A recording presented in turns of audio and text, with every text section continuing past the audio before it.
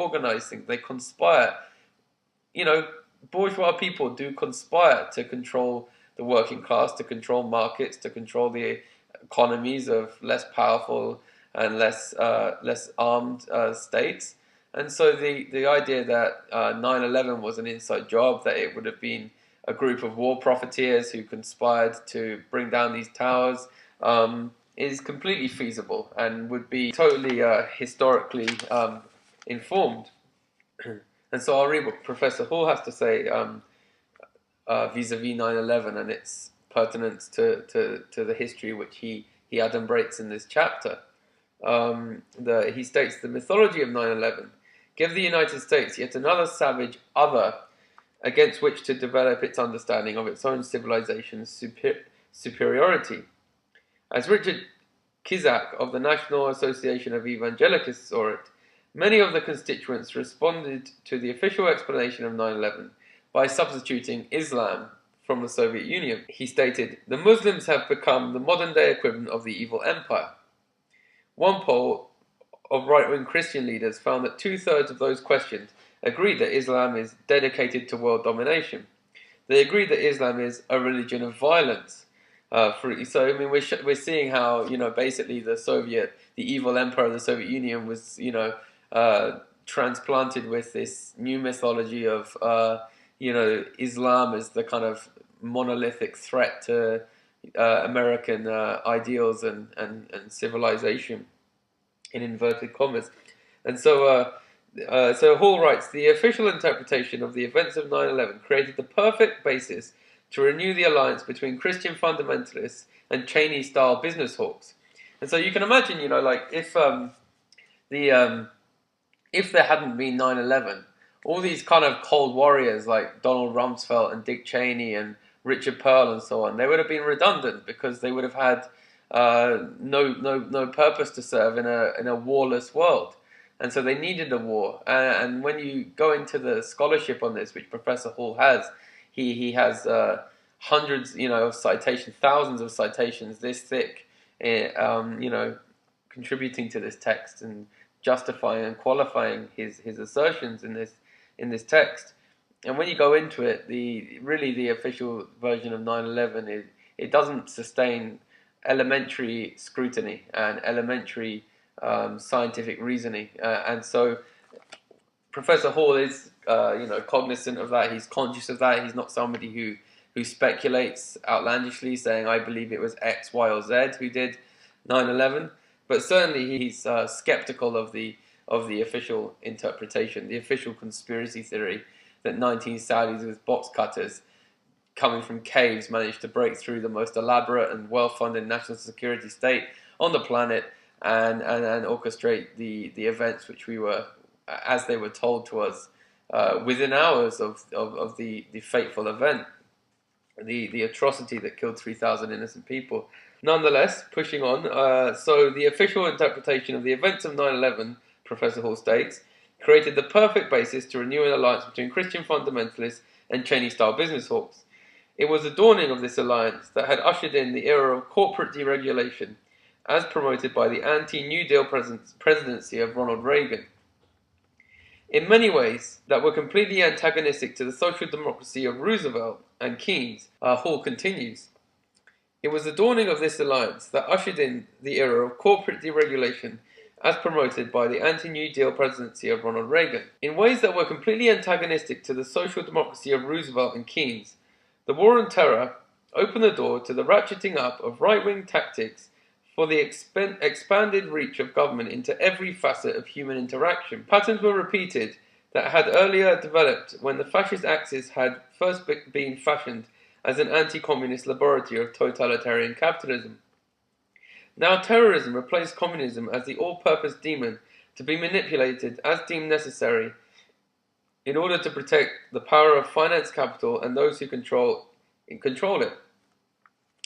Terror capitalism thus gave a new life to the military command economy that grew from the wars on communism, led first by Nazi Germany and then by the United States. And this is the key to Hall's thesis. It's that there's a continuum. It's not broken down into nicely sort of cookie-cutter historical narratives.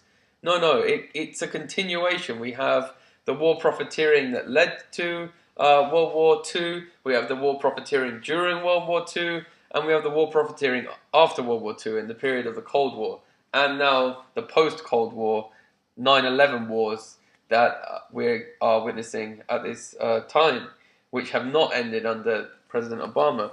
Professor Hall then goes into some of the history of George Bush Sr. and into the Bush family. You had Prescott Bush, who was a Nazi war profiteer. George Bush's grandfather profited from, the World War II on both sides.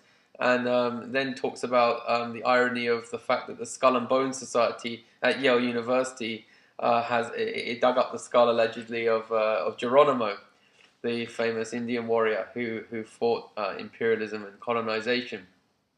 And so you have Geronimo's skulls being used by this kind of elitist, covert, kind of hidden secret society at Yale University, which kind of is alleged to kind of conspire to undertake certain future political ends and political goals.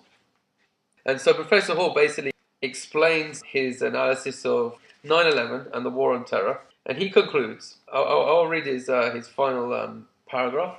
The genocide of the North American Indians helped clear the way for those who sought to erase the past in their rush to achieve a new world order.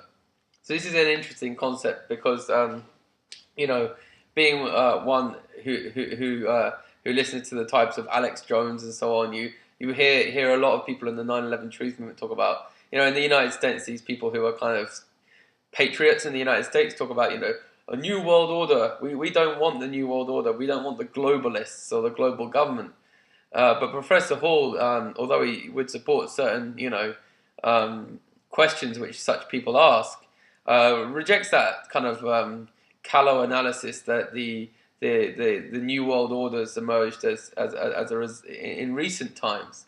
Because for a start, if you hear people say a new world order, that implies they want they want the old world order. The old world order, presumably being the pre-Cold War status quo, where the US went around the planet killing any indigenous people who tried to assert themselves over their own resources.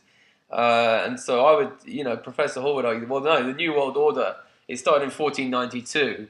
It became mutated and refined and more lethal as the United States seceded from Great Britain and started its onslaught against the indigenous people to the west of 13 colonies. And so the New World Order is, Hall's saying here, the genocide of the North American Indians helped to achieve a New World Order. So, come on guys, wrap your head around that, like the New World Order. And so Professor Hall concludes, there are striking elements of continuity linking westward expansion of the United States into Indian country and the Hitlerian drive to acquire Lebensraum at the expense of the Slavic nations and the Soviet Union.